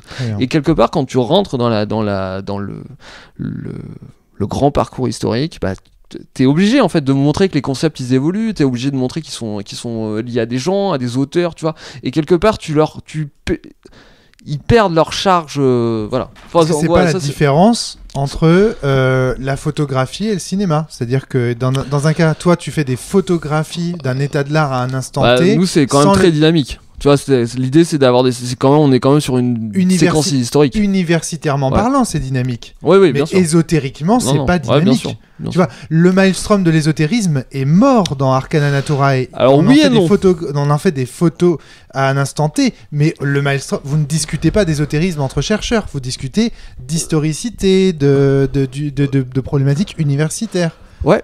Voilà, ouais. C'est pour ça, c'est ça que c'est la neutralisation. Et en même temps, quelqu'un qui veut, et c'est là où tu vois, c'est là où je serai en tension avec nos amis qui vont dans les librairies ésotériques, plutôt dans le rayon développement personnel de certaines librairies. C'est-à-dire que cette revue-là, elle leur offre un rapport à la tradition, et ça c'est extrêmement important, parce que si tu veux, alors je veux pas dire de bêtises, j'avais dû me noter ça dans un carnet, mais Antoine Fèvre, il proposait, alors c'est très discuté, j'en suis pas forcément tous d'accord avec lui, mais parce que c'est posé la question de la nature de l'objet. Enfin, c'est depuis longtemps, il y a ces fameux chercheurs qui cherchent sans trouver. Et donc ils se disent, il faut quand même définir ce qu'on appelle l'ésotérisme, tu vois. Parce que sinon, comment on peut rassembler des pratiques très diverses sous ce terme-là ? Parce que en tant que tel, il n'y a pas d'ésotérisme, il n'y a que des pratiques ou des filiations intellectuelles qui vont se réclamer plus ou moins de ça. Et Fèvre disait dans un petit bouquin qu'il faut lire, c'est son Que sais-je sur l'ésotérisme, et il pose. Alors, il posait 4 critères principaux et 2 critères secondaires. Et alors là, il faut juste que je m'en rappelle. À minuit, le premier critère, c'est les correspondances. Voilà. Donc, en fait, il dit, voilà, pour essayer d'avoir une sorte de critère un peu pour discriminer, est-ce que c'est ésotérique ou pas ? Il propose quelque chose. C'est quand même le gars c'est pas celui qui a introduit, mais c'est celui qui a vraiment popularisé pendant très longtemps à l'EPHE les études en ésotérisme. Donc c'est quand même un gars qui sait de quoi il parle. Fèvre dit, le premier c'est les correspondances. Le plus simple c'est l'articulation entre microcosme et macrocosme. Voilà. Donc souvent les contenus ésotériques, enfin disons que pour lui c'est nécessaire. Ouais. Les contenus ésotériques engagent quelque chose qui va permettre de créer une correspondance entre le micro et le macro, entre la théorie des cordes par exemple. Par exemple. Tu vois, bon après je donne un autre exemple, par exemple, tu vas prendre tel type de fleur pour pouvoir avoir une interaction avec Pluton. Oui, voilà. Voilà. Bon, c'est mieux. Par exemple. Mais c'est plutôt le microcosme, macrocosme, c'est plutôt de se dire moi corps, ouais. je suis en rapport avec le cosmos. Voilà, le cosmos. Et au sens fort du cosmos, c'est-à-dire comme tout organisé, etc. Comme les Grecs et pas comme dans Saint-Seiya, j'ai compris. Voilà, au sens de Pythagore. Exactement. Donc ça c'est le premier point, correspondance. Le deuxième point, c'est la nature vivante. C'est-à-dire que normalement, encore une fois, c'est des critères qui valent ce qu'ils valent, mais qui sont intéressants. La nature vivante, c'est-à-dire que généralement, les ésotéristes, ils considèrent que la nature est vivante. Tu vois, c'est-à-dire qu'elle a sa propre personnalité, elle a une âme, elle produit des choses, etc. Tu vois. Et tout ça, vient en corrélation avec l'idée de correspondance. Troisième point, très important, l'imagination créatrice. L'idée qu'il y a des médiations et finalement, alors ça c'est surtout hérité d'Henri Corbin, mais c'est cette idée de dire il y a toujours une part d'imagination au sens fort, au sens on produit des images, mais c'est des images actives, c'est des images qui transforment le monde. Et ça amène au dernier point, quatrième point, qui est de dire le dernier point que Fèvre met en avant. Je le fais sans note pour ceux qui. Donc voilà. Le dernier point que Fèvre met en avant. Je l'ai peut-être là-haut. C'est l'initiation. Il dit. Il emploie pas le terme de gnose, mais que j'aime bien, pris dans le sens d'Henri Corbin, c'est-à-dire c'est la connaissance transformatrice. Cette idée de dire que le savoir, censément, encore une fois, le savoir ésotérique, normalement, si vous l'avez, vous n'êtes pas pareil avant qu'après. Tu vois ? Donc tout ça c'est les 4 éléments fondamentaux: les correspondances, la nature vivante, l'imagination créatrice et le transformatif, l'initiatique. Et les 2 catégories secondaires, c'est la transmission et la tradition. C'est-à-dire qu'il y a des chaînes de transmission de ces contenus-là et la tradition au sens de la philosophia perennis, au sens de la tradition avec un grand T, notamment représenté par René Guénon et d'autres, qui est de dire il y a une sorte d'archi-tradition, il y a une sorte de super méga tradition qui quelque part qui est un peu le noyau de toutes les traditions ésotériques du monde, etc., et qui est un peu il y a un côté un peu syncrétiste. Et donc voilà un peu la manière dont Febvre positionnait son champ et sur lequel il travaillait. Et alors cette petite digression, en fait quelque part elle me permet de revenir à l'idée selon laquelle la question de savoir si Arcana Naturae neutralisait ou pas les contenus. Et donc je pense que toute la dimension de transmission, cette dimension-là, alors que Febvre identifiait comme une caractéristique secondaire, ça, Arcana Naturae le porte. Parce que Arcana Naturae, si tu veux, restitue à celui qui est avide de savoir ces chaînes de filiation-là et lui donne accès ensuite à toutes les sources de manière extrêmement précise. C'est ce que je te disais. C'est exactement ce que je te disais. Bah, moi, je dis la même chose, mais en beaucoup, beaucoup plus long. Oui, et en beaucoup plus clair. Entre-temps, on a appris plein de choses sur le chemin. C'est une connaissance qui transforme. Tu sais que, alors que tu les rappelais, je me suis rappelé que je l'avais là-haut et que je l'avais lu ce livre sur l'ésotérisme et que ça m'avait passionné à l'époque. Et aussi parce que j'y voyais une très grande proximité avec mes propres affinités dans le monde du jeu de rôle. Et voilà. Je pense qu'il y a des liens forts avec le jeu de rôle. Hein. Mais, tu sais que ça fait quand même le 3e podcast ou le 4e podcast que j'enregistre sur la notion d'ésotérisme. Ouais, je sais bien. Puisqu'on avait fait l'ésotérisme de Pierre Riffard avec Fabien, on a fait là l'ésotérisme avec Arcana Naturae et on a fait l'ésotérisme avec Pierre Lagrange. Parce que si on voulait comme ça cogiter un peu le truc, on pourrait se dire micro-macro, bah ça s'appelle synesthésie, ça s'appelle bleed. Tu vois, le microcosme et le macrocosme, est-ce que c'est pas, tu vois, l'imagination créatrice, ça marche quand même pas mal. C'est pas trop mal. Hein. L'initiation, on peut quand même se dire que, enfin, au sens la transformation de soi à travers l'expérience d'une partie. Bon, ça, attends, il y a une thèse qui s'appelle le jeu de rôle transformatif. Il y a même le terme d'initiation qui est repris beaucoup pour parler des jeux, juste ça. Et puis le jeu de rôle traditionnel, la dimension traditionnelle du jeu de rôle avec transmission, tradition. Et tradition. On a tous les éléments. Je suis totalement d'accord. Il y a la nature vivante, là, c'est plus la générativité des univers. Mais t'as pas trop répondu sur la tension. T'as dit il y a une tension la tension la tension entre le fait que si, parce que c'est un travail d'histoire en fait. C'est un travail d'histoire. C'est un travail universitaire. Dans les bouquins dont tu parles, il n'y a pas de de problèmes de bibliographie, de problèmes de... On peut se demander... De manière un peu polémique, c'est-à-dire c'est de dire... le problème des ouvrages, on va dire, pour le coup, sans biblio, sans source, sans machin, c'est qu'il y a un moment où c'est difficile en fait de comprendre la nature des contenus qui sont donnés. C'est-à-dire, est-ce que l'auteur les a inventés ex nihilo pour faire un peu d'argent ou pas, tu vois, c'est-à-dire non mais c'est des questions qu'il faut poser, tu vois, c'est bien sûr. Parce que c'est quand même des littératures qui sont très prolixes, qu'il était déjà au 18e, hein. Mais tu vois, c'est quand même de se dire quels sont les critères pour déterminer tu vois, pour séparer le bon du mauvais ésotérisme, et tu vois, ça c'est des... le bon ésotérisme, voilà, tire, ça ouais. Moi, j'ai le sentiment aussi que Oh Guillaume, qu'est-ce que tu fais là? Il est apparu. Il apparaît, un Guillaume sauvage apparaît. Que en fait, tu t'intéresses beaucoup plus à ce que ça convoque dans ta revue, en fait, plutôt qu'à ce que ça produit. Est-ce que toi, tu vois une différence entre les deux ou pas? Ça convoque. Ouais, il y a un peu de ça, oui.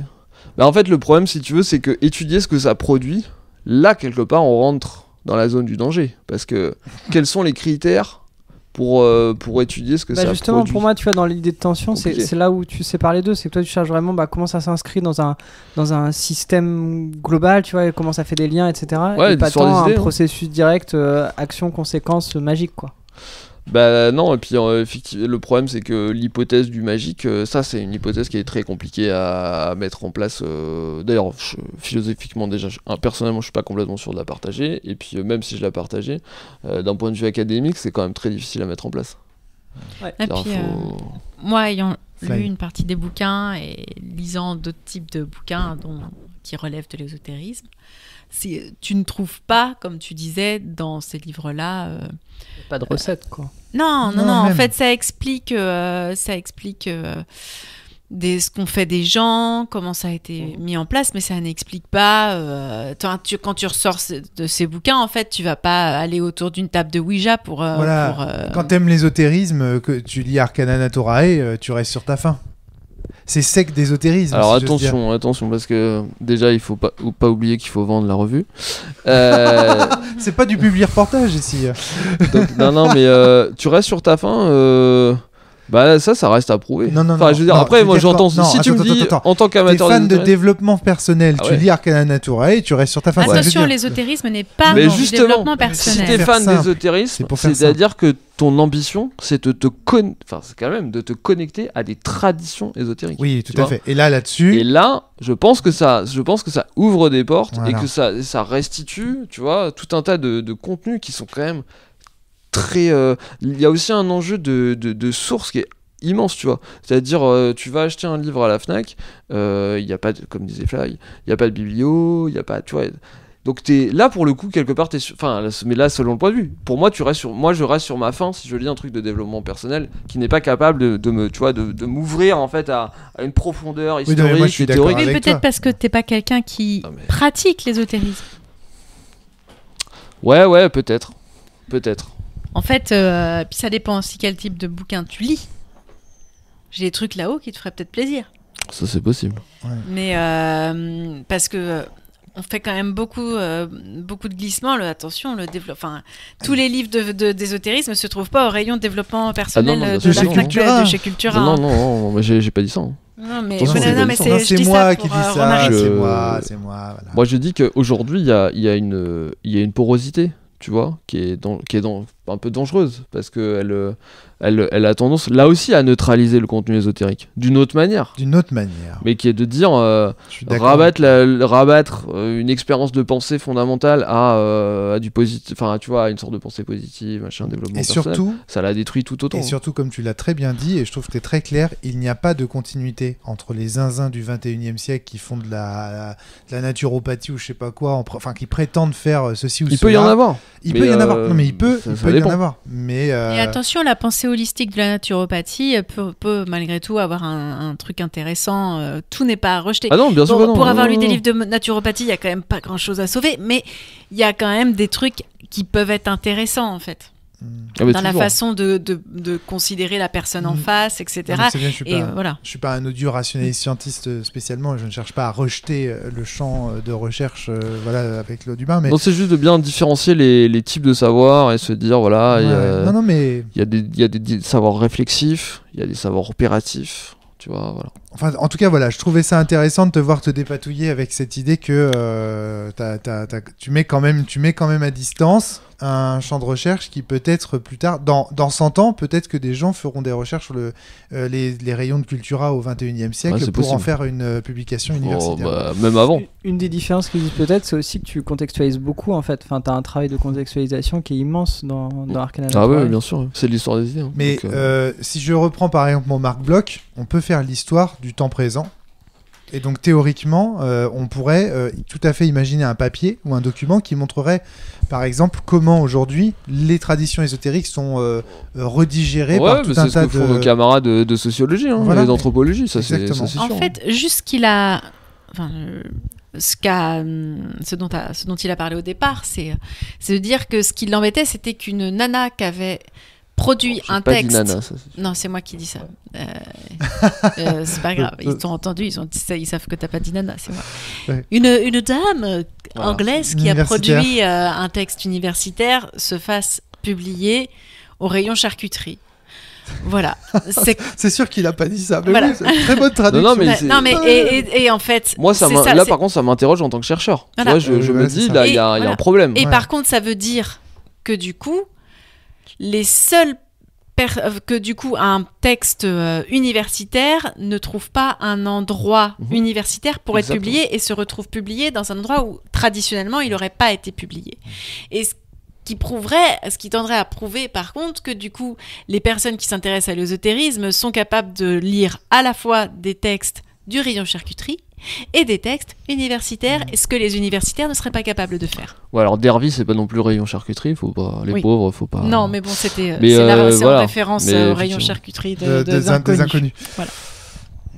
Mais enfin voilà, on pourra en débattre. En tout cas, merci beaucoup. On va peut-être s'arrêter là. On va pas non plus continuer ce débat. Il faudrait y réfléchir. Voilà.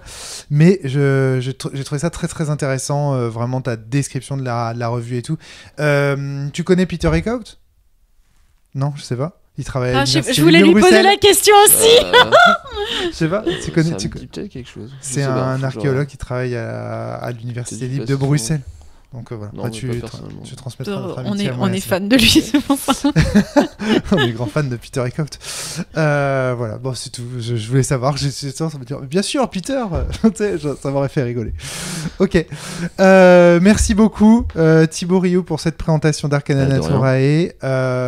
Merci à Guillaume d'avoir popé à la fin. Merci à Valentin pour toutes ces questions qui ont permis à Thibaut de préciser sa pensée. Merci à Flavie.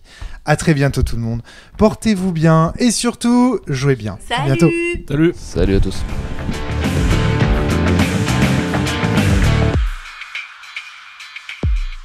Voilà, c'était le podcast de la cellule. S'il vous a plu, n'hésitez pas à le partager sur les réseaux sociaux, à vous abonner. À très bientôt.